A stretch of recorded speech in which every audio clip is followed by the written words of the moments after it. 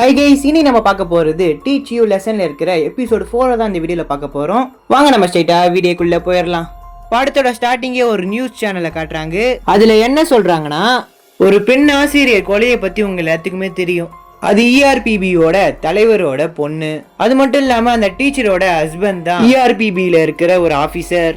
இந்த ERPB கல்வி உரிமைக்காக தான் வேலை செய்யல, இது இறந்து போன மகளுக்காகவும் மருமகனோட இழப்புக்காகவும் பழி வாங்குறாரு. அவரோட நோக்கம் பழி வாங்கறது தான் அப்படின்ற மாதிரி இவருக்கு ஆப்போசிட்டா இருக்கவங்க பேசிட்டு இருக்காங்க. இது எல்லாத்தையும் கேட்ட நம்ம கிம் அவர்கிட்ட போய், சார் இந்த பிரஸ் மீட்னா உண்மையா அப்படின்ற மாதிரி கேட்பா. அப்ப சடனா வரும், இது உண்மைதான் அப்படின்ற மாதிரி சொல்லிடுவாரு. அதுக்கப்புறம் எல்லாருமே ERPB ஆபீஸ்ல இருப்பாங்க. அப்போ பாங் சொல்லுவான், வேற ஒரு ஸ்கூலுக்கு நம்மள கூட்டிருக்காங்க, ஏதோ அங்க ஒரு பிரச்சனையா, ஒரு பையன் அங்க இருக்கிற டீச்சரை அடிச்சிட்டான் அப்படின்ட்டு ஒரு வீடியோ பிளே பண்ணி காட்டுவான். இது எல்லாத்தையுமே பார்த்து நம்ம ERPB உடனே கிளம்பி பேக் பண்ணிட்டு அவங்களோட ஊருக்கு பாத்தீங்கன்னா கிளம்பி போயிடுவாங்க. இது என்ன ஸ்கூலு, இப்படி கட்டி வச்சுக்கிறாங்களே அப்படின்ற மாதிரி கேட்பா. அப்ப நம்ம ஹீரோவும் அங்க இருக்கிற ஒருத்தரை பாப்பாரு. நீங்க உள்ள போங்க, நான் வந்துடுறேன் அப்படின்ட்டு அங்க இருக்க நபரை மீட் பண்ண போவாரு. இவங்களும் பாத்தீங்கன்னா ஸ்கூலுக்குள்ள வராங்க. நம்ம பாங் பாத்தீங்கன்னா எல்லாத்தையும் விசாரிச்சு வச்சுட்டான். இப்ப நம்ம பாங் சொல்றான், இது முன்னாடி சாதாரணமான ஸ்கூலா தான் இருந்துச்சு, சாங்குன்னு ஒரு டீச்சர் இங்க சேர்ந்திருக்க அடுத்து தான் ஸ்கூலே பிரபலமா ஆச்சு, இவர்னால நிறைய பேர் யூனிவர்சிட்டி காலேஜ்ல தான் சேர்ந்திருக்காங்க, அதனாலேயே பெரிய பெரிய பசங்களாம் இங்க வந்து சேருவாங்க அப்படின்ற மாதிரி பாங் சொல்லுவான். அதுக்கப்புறம் நம்ம ஹீரோ அந்த டீச்சர் கிட்ட, நான் தான் ERPB ஆபீசர், நீங்க ஸ்டூடெண்ட் பத்தி நல்லா பேசுற வீடியோலாம் நான் பார்த்துருக்கேன், எனக்கு அது ரொம்பவே பிடிச்சிருக்கு அப்படின்னு சொல்லி சிரிச்சு பேசிட்டு இருக்காரு. இதை பார்த்த கிம்முக்கு ஏன் இப்படி பண்றாரு அப்படின்ற மாதிரி யோசிச்சுட்டு இருக்கிறா. அதுக்கப்புறம் அந்த டீச்சரும் நம்ம ஹீரோ கிட்ட, மிட் டேர்ம் எக்ஸாம் வேற வரப்போகுது, இந்த பிரச்சனை தேவையில்லை அப்படின்ற மாதிரி சொல்லுவாரு. நீங்க சொல்றது எல்லாமே புரியுது, தப்பு பண்ணவனுக்கு கன்ஃபார்ம் தண்டனை கிடைச்சே ஆகணும் அப்படின்ற மாதிரி நம்ம ஹீரோ சொல்லிடுவாரு. அதுக்கப்புறம் இந்த சீனை கட் பண்ண இந்த சீலை கிம்மை காட்டுறாங்க. அந்த டீச்சர் அடிச்சான் பாத்தீங்களா, அவங்கிட்ட போய் ஏன் இப்படி பண்ண அப்படின்ற மாதிரி கேட்கறாங்க. அதுக்கு அவன் என்ன சொன்னானா, இப்போ நான் சொன்னா மட்டும் என்னை விட்டுறவா போறீங்க, வேணும்னா போலீஸ் கிட்ட கூட புடிச்சு கொடுத்துருங்க அப்படின்ற மாதிரி கத்திட்டு கிடப்பான். இதை பார்த்த கிம்முக்கு கோவம் வந்தாலும் கம்முன்னு இருக்கிறா. அதுக்கப்புறம் கம்ப்ளைண்ட் கொடுத்தாங்க பாத்தீங்களா ஒரு டீச்சர், அவங்க பாத்தீங்கன்னா நம்ம ஹீரோ கிட்ட வந்து பேசுறாங்க. இந்த ERPB இதுக்கு ஒரு நல்ல தீர்ப்பு கொடுக்கணும்னு சொல்லி தான் உங்களை நாங்க கூட்டிருக்கோம். அந்த சன் டீச்சர் பார்த்தீங்கன்னா எல்லாத்துக்குமே ஒரு இன்ஸ்பிரேஷனாக தான் இருந்திருக்காரு. ஸோ பசங்களுக்கு காலேஜ் கிடைச்சா கூட அவங்களோட இவர் தான் ரொம்பவே சந்தோஷப்படுவார். அப்படிப்பட்டவரை ஒருத்தவன் அடிச்சிருக்கான்றதை என்னால் தாங்கிக்க முடியல, அதனால தான் கம்ப்ளைண்ட் கொடுத்தேன் அப்படின்ற மாதிரி சொல்லுவாங்க. இந்த சொல்ல கிம் பார்த்தீங்கன்னா அவங்க கிட்ட இருந்து பதில் கிடைக்கலன்னு கோவப்பட்டு, ஒரு படிக்க தெரியாத ஒரு ஸ்டூடெண்ட் தான், அதனால தான் இப்படி பண்ணிட்டு இருக்கான் அப்படின்ற மாதிரி சொல்லுவாங்க. இப்போ பாங்கும், நீங்க சொல்றதெல்லாம் தப்பு, அவனோட மார்க் ஷீட்டை எடுத்து கிம் கிட்ட காட்டுவான். பார்த்தா 1ஆவதுல இருந்து 12ஆவது வரைக்கும் இவன் தான் ஃபர்ஸ்ட் மார்க்கு, அது மட்டும் இல்லாம இவன் தான் ஸ்கூல் டாப்பரும் கூட. இப்போ நம்ம கிம்மும் ஷாக் ஆகி, இவ்வளோ நல்லா படிக்கிற பையன் எதுக்கு அவர் அடிச்சிருக்கான் அப்படின்ற மாதிரி சொல்றாங்க. அதுக்கப்புறம் நம்ம ஹீரோவும் அவரை கூப்பிட்டு வந்து கார்டன்ல உட்காந்து பேசுறான். நீங்க நல்லா சொல்லி கொடுக்குற ஒரு டீச்சர் உங்களை போய் எப்படி அவன் அடிச்சிருப்பான் அப்படின்ற மாதிரி நம்ம ஹீரோ கேட்கறான். அப்போ அந்த டீச்சர் சொல்றாரு, அவன் ஒரு சூப்பரான ஒரு ஸ்டூடெண்ட், நல்லாவும் படிக்க செய்வான், நான் மற்ற பசங்களுக்காகவே நடத்தினதை திரும்பி நடத்திட்டு கிடப்பேன், இதை ஏன் சார் டெய்லி நடத்திட்டு கிடக்குறீங்க அப்படின்ற மாதிரி கேட்டு கிடப்பான். அதனால கோவப்பட்டு ஒரு நாள் அவன் கிளாஸ் விட்டே போயிடுவான். அவன் நல்லாவே சம் போடுறவனா கூட இருக்கலாம், நான் இவனை மட்டும் பார்க்காம மற்ற பசங்களையும் பார்க்கணும்ல, நீங்க செஞ்சது கரெக்டு தான் சார் அப்படின்னு நம்ம ஹீரோ சொல்லுவான். அதுக்கப்புறம் அந்த டீச்சரும் சொல்றாரு, நாங்கள் எக்ஸாம் முடிஞ்ச உடனே பேரண்ட்ஸ் மீட்டிங் வைப்போம். ஸோ அந்த பையனோட பேரண்ட்ஸ் பார்த்தீங்கன்னா டவுனில் இருப்பாங்க, அவங்களால வர முடியாதனால சரி நானே போய் அவங்கள பார்த்து பேசிட்டு வரலாம் சொல்லி போனேன்.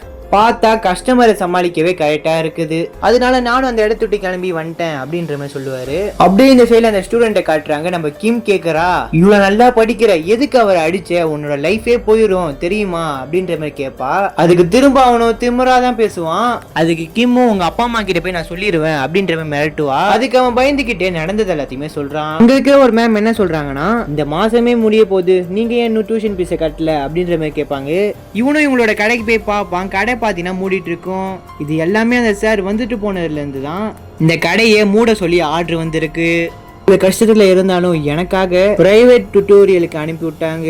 அதுக்கு அந்த சார் என்னோட மார்க் ஷீட்டை பார்த்துட்டு, நீ என்ன டியூஷனுக்கு போறியா அப்படின்ற மாதிரி கேட்பாரு. அதுக்கு நானும் ஒரு டியூட்டோரியலுக்கு போகிறேன் அப்படின்ற மாதிரி சொல்லிடுவேன். பார்த்தா அடுத்த நாளே எனக்கு சொல்லி கொடுக்க முடியாது அப்படின்ற மாதிரி சொல்லிட்டு போயிடுவாரு. இது எல்லாத்தையும் பார்த்தா எனக்கு ஒரு மாதிரி விசித்திரமா இருக்குது. இது எல்லாத்தையுமே கேட்ட கிம்மும் டீச்சர் தான் பண்ணிருப்பாரு சொல்லி கன்ஃபார்ம் பண்ணிடுறா. இந்த சைடு நம்ம ஹீரோவும் அவரோட இன்டர்வியூ வீடியோ பார்த்துட்டு சிரிச்சிட்டு கிடப்பாரு. அப்போ கிம்மும் அவர்கிட்ட வந்து, அந்த பையன்கிட்ட நீங்க கொஞ்சம் விசாரிச்சு பாருங்க அப்படின்ற மாதிரி கேட்பா. சொன்னாலும் அந்த வீடியோ பார்த்து அவர் சிரிச்சிட்டு கிடக்குறாரு. இப்போ நம்ம கிம்மும் கோவப்பட்டு உங்களோட பகை உங்களோட கண்ணை மறைக்குதா, அந்த ஸ்டூடெண்ட்டே தப்பு பண்ணிப்பான்னு சொல்லி கன்ஃபார்ம் பண்ணிட்டீங்களா, ஏன் இப்படி பண்றீங்க அப்படின்ற மாதிரி கேட்க, நம்ம ஹீரோவும் உனக்கு அந்த பையன் மேல அக்கறை இருந்தா இங்க இருந்து இப்பயே கிளம்பி போயிரு அப்படின்ற மாதிரி சொல்லிட்டு போயிடுவாரு. கேட்ட கிம்மும் பயங்கரமா கடுப்பாகுறா. அதுக்கப்புறம் பாங் என்ன பண்றானா, ஒரு 11 பேர் இந்த ஒரு டுட்டோரியலை படிக்கிறான்னு சொல்லி தெரிஞ்சுக்கிட்டு ஸ்டூடெண்டா போய் நான் இங்க சேரலாமா அப்படின்ற மாதிரி கேட்பான். இல்ல ரிஜிஸ்ட்ரேஷன் தான் முடிஞ்சு போயிடுச்சு, இங்க சேர முடியாதுன்ற மாதிரி சொல்லுவாரு. இந்த ஒரு அகாடமியில தான் யாருமே இல்லையே, என்ன சேர்த்துக்கோங்கன்ற மாதிரி கேட்பான். மரியாதையா இந்த இடத்துட்டு கிளம்பி போயிரு அப்படின்ற மாதிரி கத்திடுவாரு. அப்ப பாங்கு வெளியில போயிட்டு இருக்கப்ப அவனோட பழைய ஃப்ரெண்டை பார்ப்பான். அதுக்கப்புறம் சாப்பிட கூட்டு போய் ஸ்கூல்ல எல்லாம் எப்படி இருக்குன்ற மாதிரி கேட்க, எல்லாமே அப்படியேதான் இருக்கு, ஆனா என்கிட்ட யாருமே பிரச்சனை பண்ண மாட்டேங்கிறாங்க. பார்த்தா இந்த இடத்துக்கு ஆட்டோமொபைல் ஸ்டூடெண்ட் வருவாங்க. இப்ப பாக்குறதுக்கு முன்னாடி மாதிரி இல்லாம திருந்திட்டாங்க. இது எல்லாத்துக்குமே காரணம் நம்ம ஹீரோவா இருந்தாலும் எனக்கு கொஞ்சம் பங்கு இருக்கே அப்படின்ட்டு நம்ம பாங் கொஞ்சம் சந்தோஷப்படுறான். இந்த சைட்ல கிம் பாத்தீங்கன்னா நம்ம ஹீரோ சொன்னதை மனசுல நினைச்சுக்கிட்டு பயங்கரமா கிரவுண்ட்ல கத்திட்டு ஓடிட்டு இருக்கிறா. அதான் அந்த இடத்துல ஒரு பிளாஷ்பேக் காட்டுறாங்க. சின்ன வயசுல கிம் பசங்க அடிக்க வராங்க சொல்லிட்டு பயந்து அடிச்சுட்டு அந்த இடத்த விட்டு ஓடிட்டு இருப்பா. அப்பன்னு பார்த்து கிம் மாட்டிப்பா. அவளை போட்டு பசங்க பயங்கரமா அடிச்சிருவாங்க. அப்பன்னு பார்த்து அந்த இடத்துக்கு நம்ம ஹீரோ தான் வருவான். அங்க இருக்க பசங்க எல்லாத்தையுமே அடிச்சு போட்டு நம்ம கிம்ம பாத்தீங்கன்னா அவன் கூடயே கூட்டு போயிருவான். இது எல்லாத்தையுமே மனசுல நினைச்சிட்டு ஓடிட்டு இருப்பா. அடுத்த நாள் நம்ம ஹீரோவும் அந்த டீச்சரை தான் சந்திச்சு பேசுவாரு. நான் விசாரிச்சதுல உங்களோட பசங்க நோ ஐஸ்னு ஒரு அகாடமில தான் படிக்கிறாங்க. அதுல என்ன பிரச்சனைனா, பார்க்க தவிர மத்த பசங்க எல்லாருமே அந்த அகாடமில படிக்கிறாங்க. அந்த அகாடமில படிக்கிறவங்க தான் 2வது ரேங்க்ல இருந்து 11வது ரேங்க் வரைக்கும் எடுத்திருக்காங்க. உங்களுக்கு அதை பத்தி தெரியுமான்ற மாதிரி கேட்க, அங்க நல்லாவே பாடம் இருக்கிறாங்க சொல்லி கேள்விப்பட்டிருக்கேன். பெரிய பெரிய பணக்காரன் படிக்கிற அந்த அகாடமில யாருமே முதல் ரேங்க் எடுக்கல. பாத்தீங்கன்னா அந்த அகாடமியில படிக்காத ஒரு பையன் பார்க் முதல் ரேங்க் எடுத்திருக்கான். இப்ப என்னதான் சொல்ல வரீங்க அப்படின்ற மாதிரி அந்த டீச்சர் கேட்பாரு. நான் முன்னாடி வேற ஸ்கூல்ல இருக்கும் போது ஹேங்கேரின்னு ஒரு பொண்ணை விசாரிச்சேன். அவ பாத்தீங்கன்னா இந்த ஸ்கூல்ல தான் சேரணும்னு சொல்லி ஆசைப்பட்டா. அவளோட ஃபைனல் எக்ஸாமை மிஸ் பண்ணனால இங்க சேர முடியாம போயிருச்சான். அந்த ஒரு வாய்ப்பு வேற ஒரு பொண்ணுக்கு கிடைச்சிருச்சு. நல்லா படிக்கிற பொண்ணுனால எப்படி எக்ஸாம் எழுத முடியாம போயிருக்கும். நான் அந்த ஒரு பொண்ணை விசாரிச்சேன். அவ பாத்தீங்கன்னா எல்லா உண்மையும் என்கிட்ட சொல்லிட்டா. நீங்க என்னென்னலாம் பேசி அவளோட மைண்டை கெடுத்தீங்கன்றத, நீங்க அந்த படிக்கிற பையனுக்கு ஒரு பொய்யான கிளாஸ் நடத்திருக்கீங்க, அவனோட டுட்டோரியலும் தூக்கி இருக்கீங்க, அது மட்டும் இல்லாம அவங்களோட அதிகாரத்தை வச்சு அவங்க அப்பா அம்மா கடையும் தூக்கி இருக்கீங்க, அவன் எக்ஸாம் எழுதக்கூடாதுன்னு சொல்லிட்டு அவனோட மென்டல் ஸ்ட்ரென்த்தும் காலி பண்ணிருக்கீங்க. இப்படி சொன்ன உடனே அவர் மூஞ்சி மாறி போயிருது. நீங்க சொன்ன மாதிரி தான் ஒன்றும் இல்லை அப்படின்றது அந்த இடத்த விட்டு கிளம்பிடுவாரு. அதுக்கப்புறம் அந்த பையன் பார்த்தினா திரும்ப அந்த ஸ்கூலுக்கு வந்துடுவான். இவனா திரும்ப வந்துட்டான் அப்படின்ற மாதிரி ஷாக்கிங்கா பார்ப்பாங்க. இது எல்லாத்தையும் பார்த்த ஒரு செகண்ட் ரேங்க் ஒரு பொண்ணு அவங்க அம்மா கிட்ட போய் இன்ஃபார்ம் பண்றா. அவங்களும் அந்த ஒரு டீச்சரை தான் பார்க்க வருவாங்க. அவங்களும் கோவமா பேசுறாங்க, உங்களுக்கு எவ்வளவு பணம் கொடுத்தேன் என் பொண்ணு முதல்ல வரணும்னு சொல்லிட்டு, அவனை எதுக்கு ஸ்கூலுக்குள்ள விட்டீங்க அப்படின்ற மாதிரி கேட்க, உங்களோட பொண்ணுக்கு படிப்பு வரலன்னா என் மேல என்ன தப்பு இருக்குது, நீங்க எனக்கு பணம் கொடுக்குறீங்க, அதை வாங்கி நான் வேலை செய்யறேன், என்னை நம்பி கொஞ்சம் டைம் கொடுங்க, இந்த விஷயத்த முடிச்சு காட்டுறேன் அப்படின்ற மாதிரி அந்த டீச்சர் சொல்லுவாரு. நம்ம கிம்மு பாத்தீங்கன்னா புலம்பிட்டு கிடக்குறா. நம்ம சார் அந்த டீச்சர் சொல்றதை தான் கேட்கிறாரு. இந்த பையனுக்கு நீதி கிடைச்சாகணும் அப்படின்ற மாதிரி சொல்லிட்டு கிடக்க, இப்போ பாங்கு சொல்லுவான், நீங்க சொல்றது எல்லாமே உண்மைதான், நீங்க சொன்னது எல்லாமே நம்ம சாருக்கு தெரியும், அந்த டீச்சரை பத்தி நல்லா விசாரிக்க தான், அதுக்காக தான் அவர்கிட்ட சிரிச்சு பேசினாரு, இந்த விஷயம் உங்களுக்கு தெரியக்கூடாதுன்ற மாதிரி சொன்னாரு, ஆனா உங்களுக்கு பொய் சொல்ல வராது, நடிக்க வராது, அதனாலதான் இந்த ஒரு விஷயத்த உங்ககிட்ட இருந்து மறைச்சோம் அப்படின்ற மாதிரி சொல்ல, உடனே கிம்மு நம்ம ஹீரோ கிட்ட ஓடி போய், நம்ம எல்லாருமே ஒரே டிவிஷன்ல தான் இருக்கும், அவர் மேல சந்தேகம் இருந்தா என்கிட்டயாச்சும் சொல்லிருக்கலாம்ல அப்படின்ற மாதிரி எமோஷனலா பேசுறா. நான் உங்ககிட்ட முன்னாடியே சொல்லிருக்கணும், மன்னிச்சிரு அப்படின்ற மாதிரி நம்ம ஹீரோ கேட்பான். இதுக்கப்புறம் தான் நம்மளுக்கு வேலை இருக்கு அப்படின்ற மாதிரி சொல்ல, அந்த இடத்துக்கு ஒரு 2 போலீஸ் ஆபீசர் வந்து முன்னாடி பசங்களை அடிச்ச கேஸ் எல்லாம் எடுத்து போட்டு இவங்களை அரெஸ்ட் பண்ணிடுவாங்க. கூடவே கல்வித்துறை அமைச்சரையும் பாத்தீங்கன்னா அரெஸ்ட் பண்ணிடுவாங்க. அதுக்கப்புறம் எதிர்கட்சி எம்எல்ஏ காட்டுறாங்க. அதுல இருக்க அசிஸ்டன்ட் தான் சொல்றாருன்னா, இதை ஒரு சாக்கா வச்சு அவரை பதவியில இருந்து தூக்கிடுவோம் அப்படின்ற மாதிரி பேசிட்டு இருப்பாங்க. இந்த சில நம்ம ஹீரோ சொல்றான், நம்மள 1 வாரம் வரைக்கும் ஜெயில தான் வச்சிருப்பாங்க, ஏன் அப்படி அப்படின்ற மாதிரி கிம் கேட்க, ஏன்னா அடுத்த வாரம் தானே ஸ்கூல்ல எக்ஸாம் வர போகுது, அது வரைக்கும் நம்மள எதுவும் செய்ய விடாம இங்க தான் வச்சிருப்பாங்க அப்படின்ற மாதிரி சொல்ல, பார்த்தா அந்த சைட்ல அந்த டீச்சரை தான் காட்டுறாங்க. அந்த அகாடமி அவரோட கண்ட்ரோலா தான் இருக்குது. ஸ்கூல்ல செகண்ட் ரேங்க் எடுக்கிற அந்த பொண்ணோட அம்மாவும், நீங்க ERPBயே உள்ள தூக்கி வச்சிட்டீங்க, ரொம்பவே நன்றி, நீங்க எல்லாமே இதை பண்ணிருக்க முடியுமா அப்படின்ற மாதிரி 2 பேரும் பேசிட்டு இருக்க, உங்களுக்கு நான் ஒன்னு அமுச்சு விட்டுருக்கேன் அப்படின்ற மாதிரி அந்த டீச்சர் சொல்லுவாரு. பார்த்தா எக்ஸாம் கொஸ்டின் பேப்பர்ஸ்னா இவர்கிட்ட தான் இருக்கும், அது எல்லாத்தையுமே பார்த்தீங்கன்னா அவங்களுக்கு ஃபார்வர்ட் பண்ணிடுறாங்க. உங்க பொண்ணு எல்லாத்தையுமே மனப்பாடம் பண்ண சொல்லிடுங்க அப்படின்ற மாதிரி சொல்லிடுவாரு. அதுக்கப்புறம் என்னோட பதவி என்ன ஆச்சு அப்படின்ற மாதிரி கேட்க, அதுக்கு அவங்களும் நீங்க எதிர்பார்த்த பதவி கூடவே பணமும் உங்களுக்கு கிடைக்கும் அப்படின்ற மாதிரி சொல்லிடுவாங்க. இந்த சைட்ல பாங்கும் அவங்க என்ன வேலை சொல்றாங்களோ அதை மட்டும் தான் நான் செஞ்சு கொடுப்பேன். அவனும் பேசிட்டு இருக்கப்ப அந்த இடத்துல கல்வித்துறை அமைச்சர் வந்து, உன்னை கேள்வி கேட்கறதுனால எந்த ஒரு பிரயோஜனமும் இல்லை அப்படின்ற மாதிரி சொல்லிட்டு போயிடுவாரு. நாளே விட்டுருவாங்க. ஸோ எல்லாருமே பார்த்துட்டு போலாம் சொல்லி வருவான். உன்னை நான் இங்க இருந்து வேற ஒரு இடத்துக்கு அனுப்பிவிட போறேன், அந்த ஒரு ஃபைலை எடுத்துட்டு வா அப்படின்ற மாதிரி சொல்ல, எனக்கு இங்க இருந்து போக விருப்பம் இல்லை அப்படின்ற மாதிரி சொல்லுவான். சொன்னதை மட்டும் செய் அப்படின்ற மாதிரி சொல்ல அவனை எடுத்துட்டு வந்து கொடுப்பான்.